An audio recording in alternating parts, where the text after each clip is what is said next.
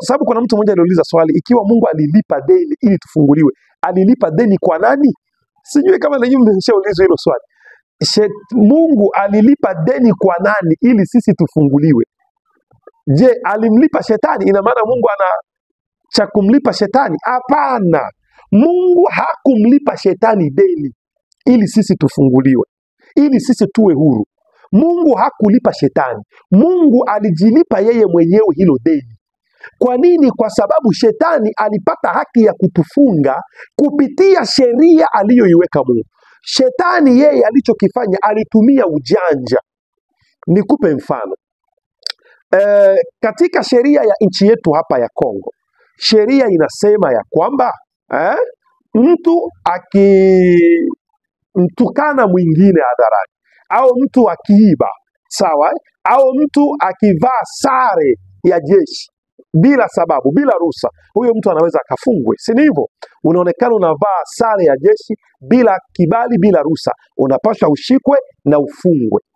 Sasa rais akikuonea wewe msamaha ili kuja kukukomboa pale gerezani, rais si eti rais analipa gereza, rais anajilipa mwenyewe tena, kwa sababu yeye ndiye anayetawala lile gereza. Majeshi yote nchini, mkuu wa majeshi ni rais. Kwa hiyo hata mkuu wa gereza ni rais, mkuu wa askari magereza ni rais, anayeteua mwanasheria mkuu ni rais. Kwa hiyo anaye hukumu ni huyo rais.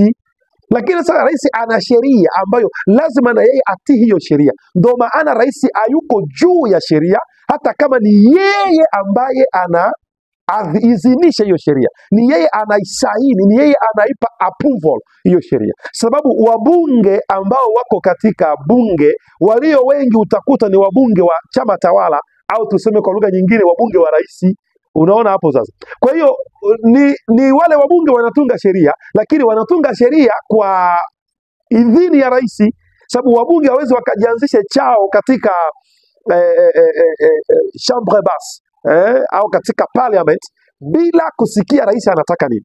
Wewe kama ni mbunge kwa mfano wa UDPS, na tunajua hapa DRC kwamba UDPS ndio chama tawala, so uwezi ukaanzisha swala lako au mswada wako bungeni bila kujua matakwa ya rais. Kwa hiyo chochote ambacho mtafanya bure pale bungeni, nyinyi kama wabunge, kitakuwa cha kumpendeleza na kumridhisha na kurahisisha mipango ya rais iweze kutimia, sababu nyinyi ni wabunge wa rais. Do you see? Kwa hiyo katika lugha fulani ni rais anatunga sheria.